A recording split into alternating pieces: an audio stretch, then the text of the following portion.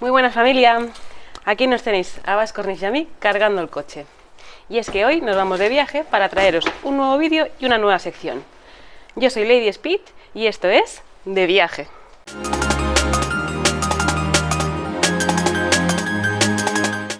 ¿Y dónde nos vamos? Pues al País Vasco a ponernos finos de pinchos y chacolí.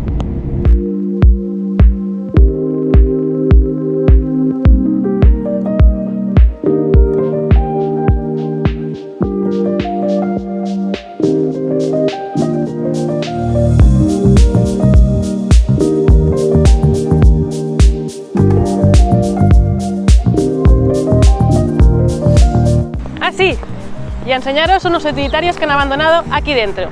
Y es que hoy vais a pasear conmigo por el interior del Museo Guggenheim para descubrir la increíble selección de coches que la Norman Foster Foundation ha escogido para formar la exposición Motion, Autos, Art and Architecture. Vamos a verlos.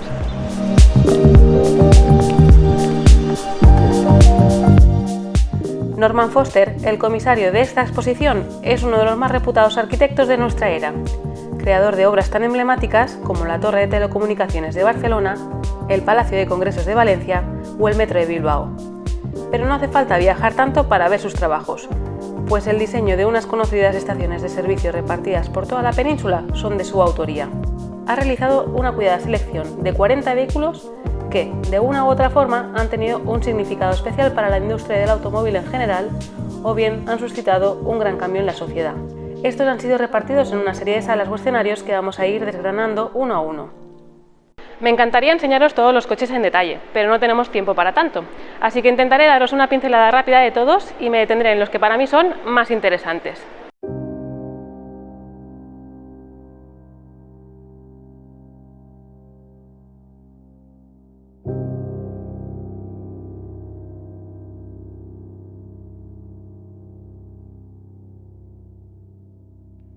En esta primera sala encontramos los inicios, el nacimiento de los primeros automóviles, coches que hoy en día parecen rústicos o espartanos, pero que supusieron el primer paso de movilidad, de libertad personal y de los viajes en carretera.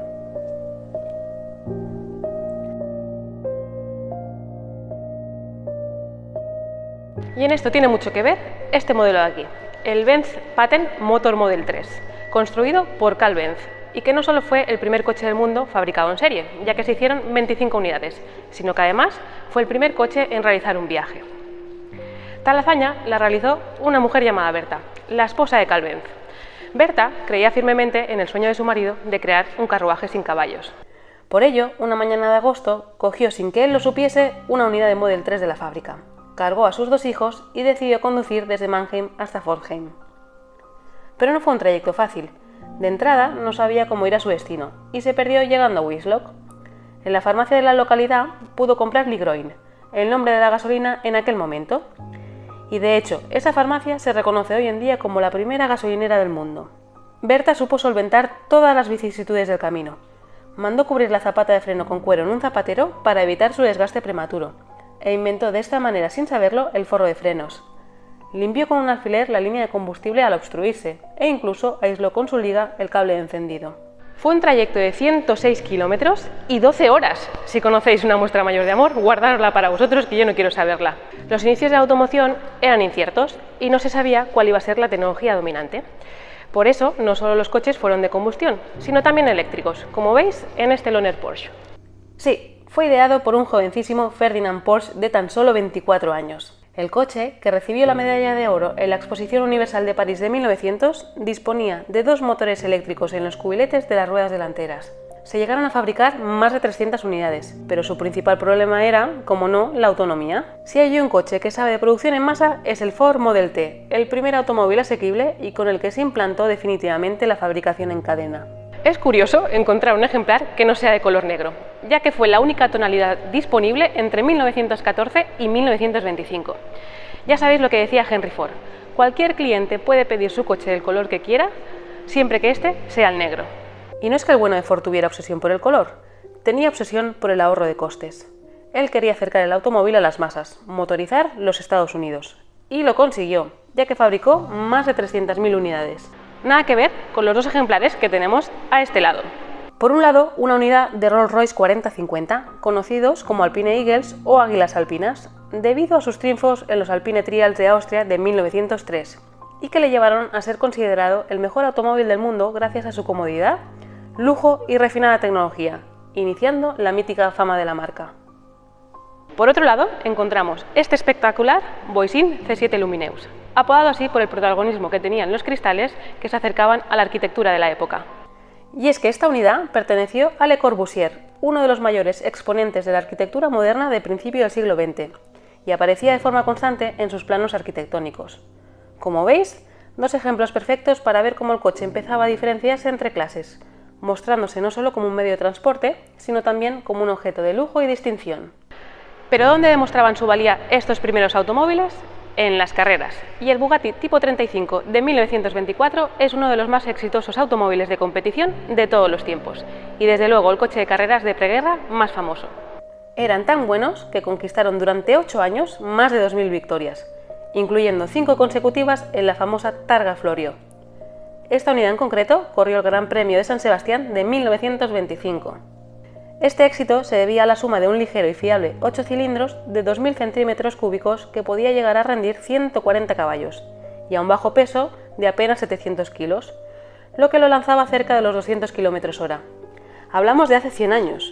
Con él empezó el mito de Bugatti y el famoso apodo el pura sangre de los automóviles. Por último, echemos un vistazo a dos modelos quizás poco conocidos, pero que implementaron ideas innovadoras y de gran alcance. El primero es el Chrysler Airflow de 1934.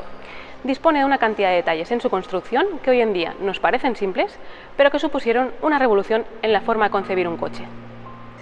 Y es que hasta la fecha los coches estaban formados como por dos cajas, con el motor atrasado respecto al eje delantero, lo que resultaba en un reparto de pesos de casi el 75% en el eje trasero cuando el coche iba cargado.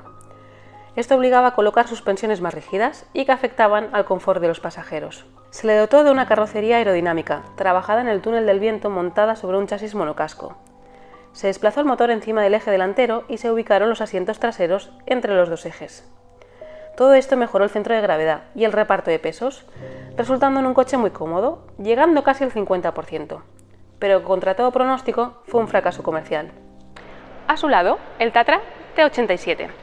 Un coche diseñado sobre la propuesta de Paul Harary, el padre de la aerodinámica, que basaba su línea en la de un Zeppelin, tal y como veis en las maquetas expuestas justo al lado. Su potente motor V8, su suspensión independiente y su cuidada aerodinámica le permitían rebasar los 160 km/h. Estas prestaciones llamaron la atención de los mandos nazis que invadieron Checoslovaquia y que se apoderaron de bastantes unidades para su uso personal. Eran perfectos para surcar las nuevas autopistas alemanas, con velocidad y confort, pero con lo que no contaban los eufóricos oficiales era con su delicada conducción, debido a su reparto de pesos, todo atrás. Causó tantas bajas en el bando alemán que el señor del bigote lo prohibió, no sin antes sacarle rédito. ¿Os resulta conocido el concepto? Motor refrigerado por aire, colgando por detrás del eje trasero. Sí, el Volkswagen Beetle lo plagió descaradamente.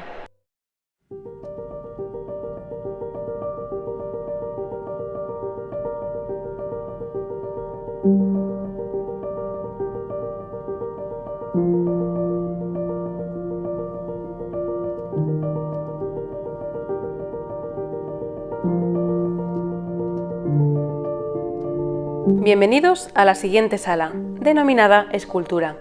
Aquí se recogen 4 ejemplos de coches que por su diseño merecen estar en un museo. Vamos a repasar los 4, pero dejadme que empiece por el Pegaso Z102 Cúpula, orgullo patrio. Las creaciones de Pegaso fueron tan escasas como espectaculares.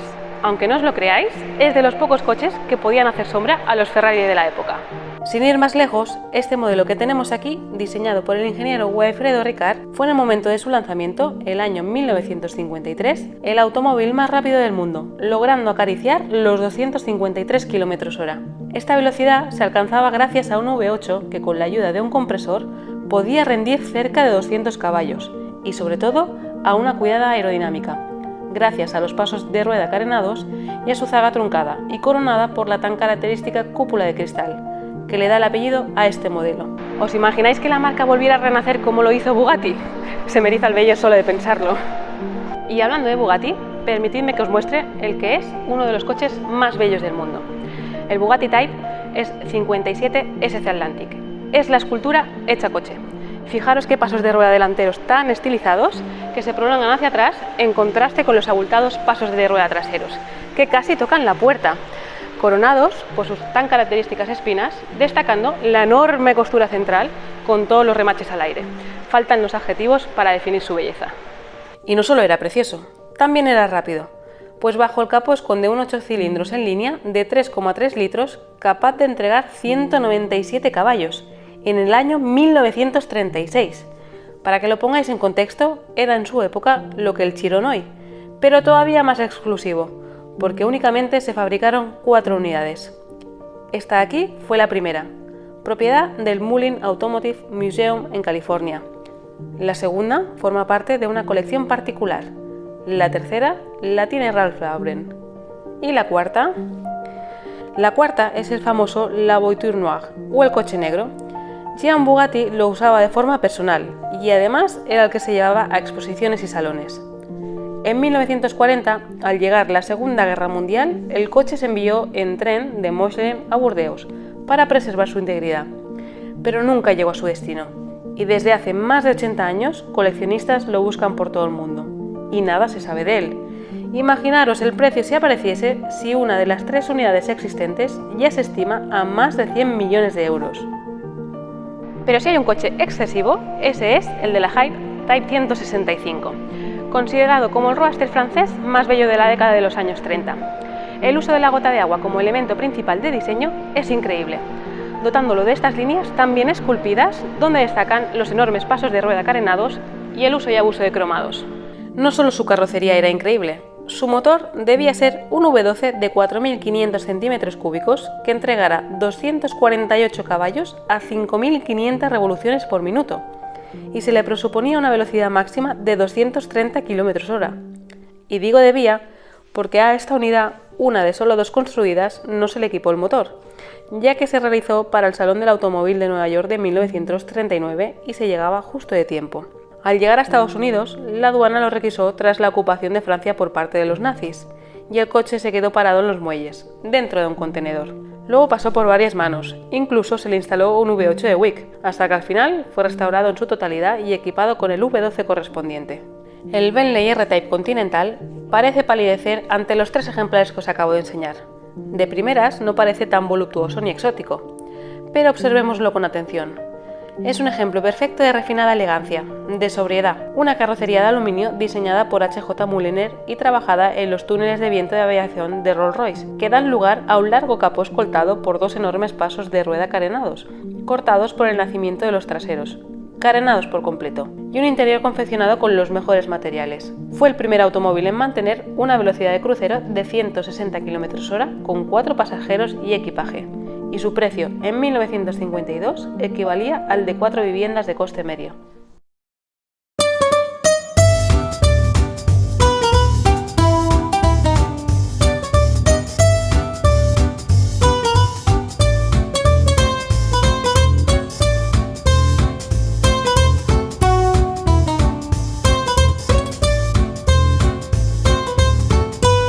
Y de los coches exclusivos pasamos a los populares, aquellos que acercaron el automóvil a las masas y motorizaron sociedades. Encontramos el famoso Volkswagen Tipo 1, más conocido como Beetle o Escarabajo, el coche que ayudó a una Alemania de posguerra y a otros países, sobre todo latinoamericanos, a su desarrollo. No en vano estuvo en producción desde 1938 hasta 1978 en Alemania y hasta el año 2003 en México, 65 años de producción. Aprovecho para mandar un saludo a nuestros suscriptores al otro lado del charco. También encontramos su hermana mayor, la Volkswagen Tipo 1, denominada también minibús o samba, que maximizaba el concepto del Beetle al tener capacidad para más pasajeros. Ambos son un icono de la contracultura americana y de la cultura hippie de los 60. Esta unidad en concreto es la número 1.000.000 fabricada. Además es muy especial por ser una 23 ventanas y equipar techo solar, una combinación rarísima. A mí me encanta la samba. ¿Cómo olvidar a otros utilitarios europeos que han ayudado al desarrollo de sus respectivos países y países vecinos, como el pequeño Fiat 500, el BMW 600, un Isetta de batalla larga de 4 plazas, el Austin Mini que aparece diseccionado para que observemos el aprovechamiento total de su espacio pese a su tamaño, o los Renault 4 y Citroën 2 caballos. este último basado en el diseño de Le Corbusier y que aparece en su versión Sahara, siendo el primer 4x4 bimotor del mundo.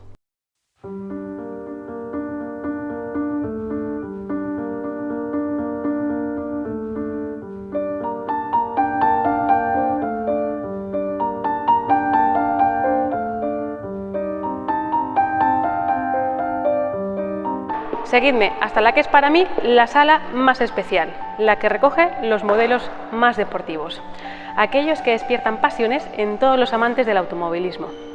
Mirad qué ejemplares. Aunque os preguntaréis, ¿aquí no había un 250 GTO? Así es, pero su propietario, Nick Mason, el famoso batería de Pink Floyd, ha tenido que llevárselo para participar en el 60 aniversario del modelo, que se celebra en Estados Unidos. A cambio, nos ha dejado aquí este no menos interesante 250 cargado de historia. Y es que este coche nació como un 212 Inter carrozado por Vignale. Fue enviado a México, donde corrió en el año 1952 la tercera edición de la carrera panamericana, y en la que sufrió un accidente que lo dejó completamente destrozado. Entonces el coche fue enviado de nuevo a Italia, donde Pininfarina lo transformó en esto que veis aquí, un 250 acrónimo de Mille Miglia, y le dio un número de serie nuevo, pero antes de entrar de nuevo a México se le volvió a troquelar el número antiguo, para que el coche pasase la aduana sin tener que pagar tasas ni aranceles.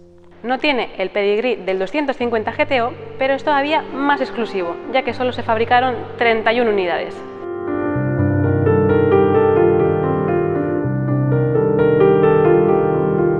A su lado descansa el espectacular Mercedes-Benz 300 SL, la versión de calle del W194, y conocido como alas de gaviota, por la exótica apertura de sus puertas. Imaginaros el impacto de su diseño cuando apareció.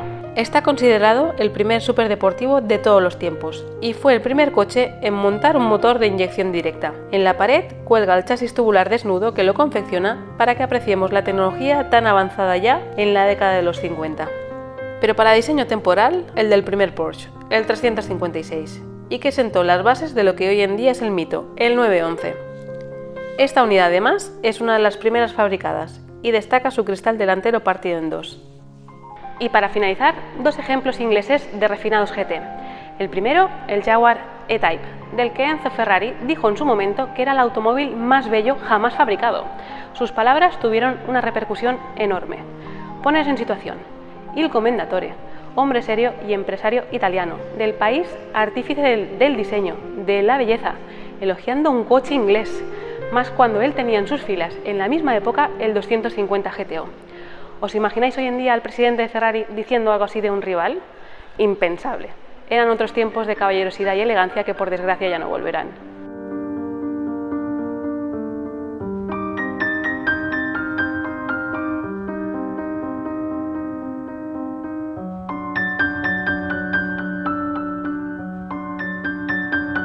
El segundo ejemplar de GT británico es este, el Aston Martin DB5, pero este no es una unidad cualquiera, sino una original de la película Goldfinger. Sí, va preparado con todos los artilugios que el Dr. Q diseñó para que 007, James Bond, encarnado por Sean Connery, llevara a cabo su objetivo en el exitoso film. Lleva las dos ametralladoras en el parachoques delantero, las placas de matrícula giratorias, el escudo antibalas que emerge del maletero y hasta el asiento eyectable. ¡Increíble! Antes de abandonar esta sala, dejadme que os muestre esta pequeña colección de maquetas que recoge todos los ARCAR que BMW ha tenido a lo largo de su historia. Coches pintados por famosos artistas, como Andy Warhol o César Manrique, que ofrecían sus carrocerías como lienzo en blanco y que, lejos de quedarse en museos, llegaron a correr diversas competiciones. La sensación al verlos correr debía ser cuanto menos rara. ¿Os imagináis ver a un Picasso gestionando Eau Rouge o a un Van Gogh afrontando el carrusel?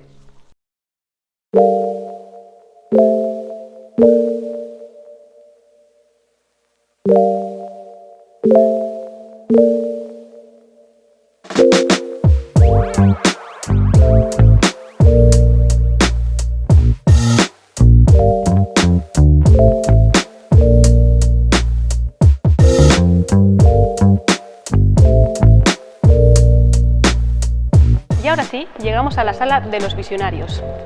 Es imposible quedarme solo con un ejemplo, porque pese a ser prototipos, todos merecen nuestra atención. Empezando por el Dymaxion número 4, diseñado por Buckminster Fuller, que fabricó 3. Movido por un V8 de origen Ford, conseguía mejores números que la berlina de igual motorización, mayor espacio, mayor velocidad y menos consumo. Pero su inestabilidad debido a tener solo 3 ruedas y ser además la trasera direccional no le ayudó. Esta es la cuarta unidad, obra de Norman Foster, que lo fabricó en honor a su amigo y mentor. Y para ello usó los planos originales y los mismos materiales y técnicas que en la década de 1930. A su lado descansa la última unidad descapotable construida del DS-21, conocida como Palm Beach. El Citroën DS fue una berlina tan adelantada a su tiempo que gracias a sus soluciones de vanguardia y sobre todo a su novedosa suspensión hidroneumática, que lo hacía capaz de rodar con solo 3 ruedas, lo llevaron a ser considerado como el mejor automóvil de todos los tiempos. Y aquí me he de detener, porque tenemos 2 espectaculares ejercicios de diseño italianos de la mano de Bertone. En primer lugar, el Alfa Romeo BAT o berlineta aerodinámica técnica número 7, el último de 3 prototipos en total, mediante los cuales el estudio Bertone buscaba mejorar la eficiencia aerodinámica de los coches venideros. Fijaros en las aletas traseras casi tocándose, los pasos de rueda carenados casi por completo, como hemos visto antes en el Pegaso, o la curiosidad de sus faros retráctiles para tener un frontal más limpio. Con todo, se lograba un coeficiente de resistencia de tan solo 0,19. Esta unidad está diseñada por Franco Scaglione, padre, entre otros, del Alfa Romeo 33 Stradale y del primer Lamborghini de la historia, el 350 GTV.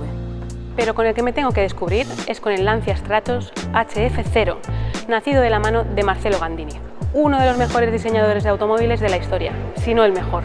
El Stratos HF0 no solo derivó en el Stratos de Rally, el coche de competición más bello, sino que sentó las bases de diseño de los superdeportivos de las siguientes décadas, empezando por el Countach, que bebe de la forma de cuña de este estratosférico coche prototipo, de ahí el nombre. Y es que en el año 1970, cuando Italia aún se movía en Fiat 500, aparecía esta nave espacial con ruedas. No tenía puertas convencionales y para acceder a él hay que elevar el parabrisas y plegar el volante. Caben 2 ocupantes que han de ir en posición casi horizontal, y es que su altura es de solo 84 centímetros. La tapa del motor, que abierta recuerda un piano de cola, esconde un 4 cilindros en V de Lancia, que entrega 130 caballos. Y es que antes los concept cars solían ser completamente funcionales, e incluso llegaban rodando a los salones de automóviles.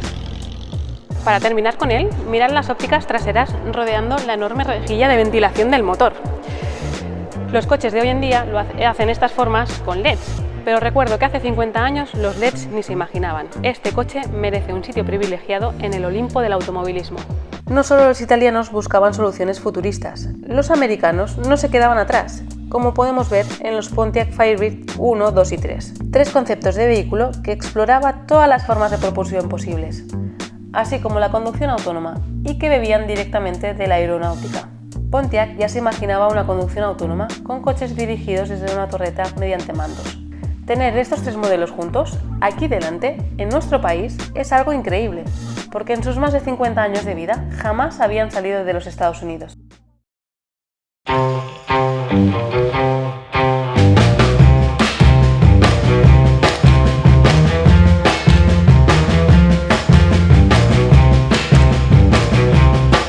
Y hablando de Estados Unidos, caminemos juntos hasta la penúltima sala, denominada Americana, que recoge 4 vehículos que marcaron el país donde la cultura del motor es más arraigada, donde todo gira en torno al vehículo. Por un lado, encontramos la primera generación de Ford Mustang. Poco tengo que explicaros sobre lo que significó este coche para Ford y para la sociedad americana.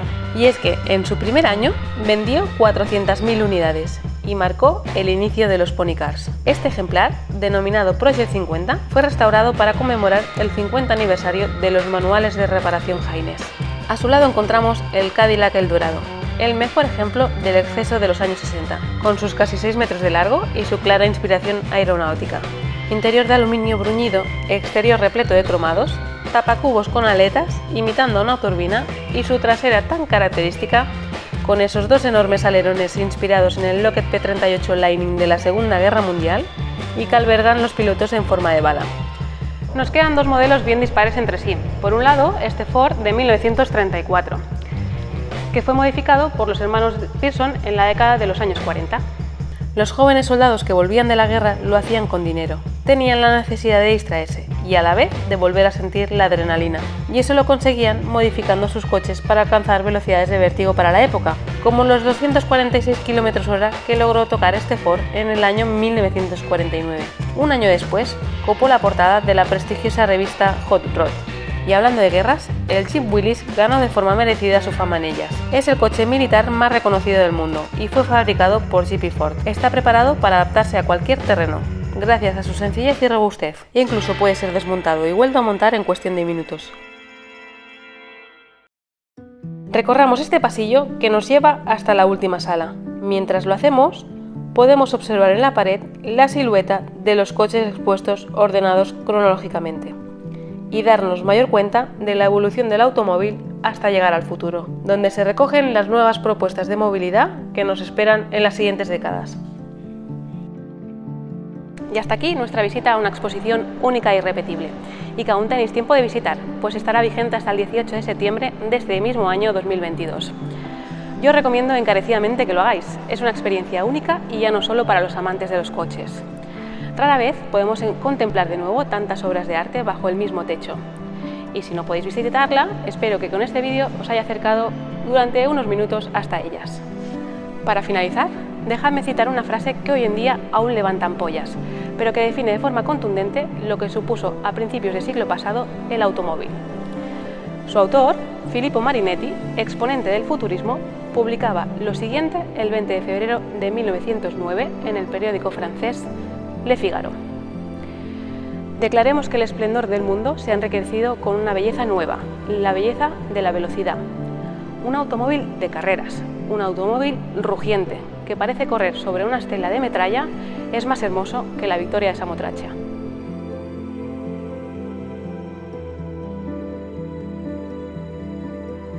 Y es que los futuristas defendían que había una nueva forma de arte, el del movimiento, que era capaz de transmitir más que un cuadro colgado en una pared o una figura pétrea. Para ellos, el automóvil eran esculturas en movimiento que excitaban no solo la vista, sino el resto de sentidos. El olor a gasolina, el rugir de los motores cortando el aire a su paso, el calor de sus mecánicas rozando la piel. No soy tan extremista como Marinetti, pero entiendo su pasión. Para mí, los coches son verdadero arte. Eddie Speed, ¿tú con cuál te quedarías? Pues con el que hemos escogido de telón de fondo para nuestra despedida.